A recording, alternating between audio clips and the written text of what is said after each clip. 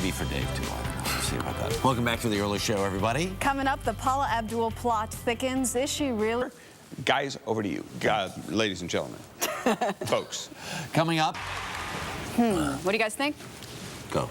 No truth to the rumor that Dave Price will be the next Idol judge? Absolutely no truth to that rumor. Okay. Yeah.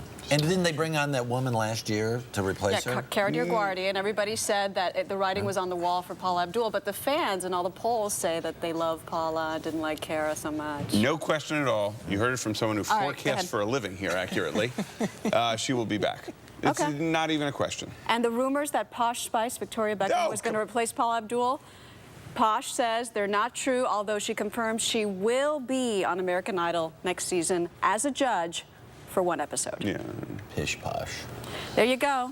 Pish posh. That was a great line. Coming up next, we're going to give you some information that your family can go. The Early Show continues now from the General Motors Building in New York City.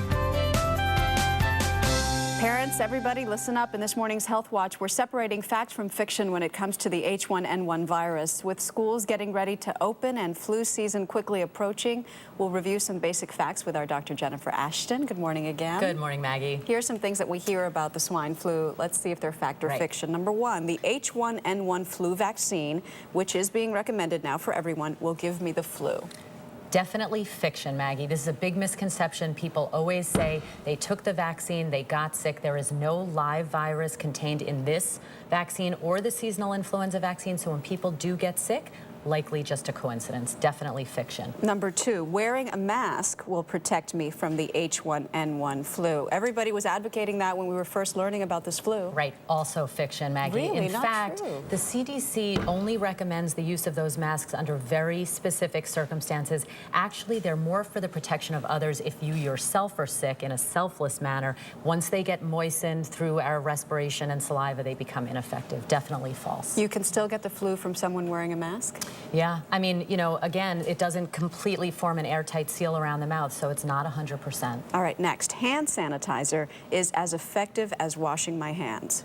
Believe it or not, this is true. I believe it. Now, you have to wash your hands correctly. You have to use really warm or hot water at least 20 seconds or longer. You have to get all of your hands wet. And then, of course, when you go to turn off the faucet, you can't recontaminate your hands. But the alcohol-based hand sanitizers are also very effective. All right, fact or fiction. I'm sneezing, I have a sore throat and a cough, so I must have H1N1. No, definitely fiction. And in fact, when people get a regular cold caused by the cold virus, they can feel pretty bad, but 93% of people who have been confirmed to have H1N1 had fever. 83% also had cough. If you have true influenza, you know it. Most of the time, it's not subtle. And the last one, if the rapid flu test comes back negative, that means that I do not have H1N1 flu. Also false and fiction, Maggie. Explain what the rapid flu test There is. can be rapid tests done in urgent care settings, and they are not as reliable as the DNA or PCR testing for influenza. They're only accurate about 50% of the time. So again,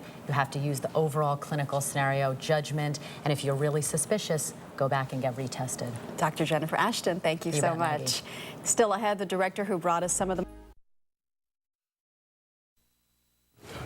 So we've been talking a lot this morning, especially off camera, about all those amazing John Hughes movies that... Ferris Bueller, what? His run from like 83 to 90 was one of the more impressive runs by any filmmaker. By any director. Ever. I mean, just the creative output, his writing, his directing, his producing. And he basically walked away. He basically... Matthew Broderick over here, a.k.a. Jeff Glor. I don't see it. Oh, You my get God, that? he looks just like him. I have heard that in the past. I never got it. I never saw it, but... Oh, gosh, it's just really... Do you have a favorite scene in a John Hughes movie? Home Alone, my kids were of an age that came along, and we watched it on a continuous loop, I think, for about 6 years straight. Just so And good. how about Breakfast Club? Yeah. So many great moments. Well, when launched Childhood. Right. He said, I have nothing to complain about. Yeah. Yeah. I just like to do this. And just Ferris made Bueller's Day fantastic Off was set in his city. How perfect. Yeah, really good. He wrote that he would wrap up one of these screenplays at about 3 in the morning, and he'd just start another one at 3:02. That's how it worked. We're going to take a break. After these messages, much more of the Early Show. Stay tuned for your local news.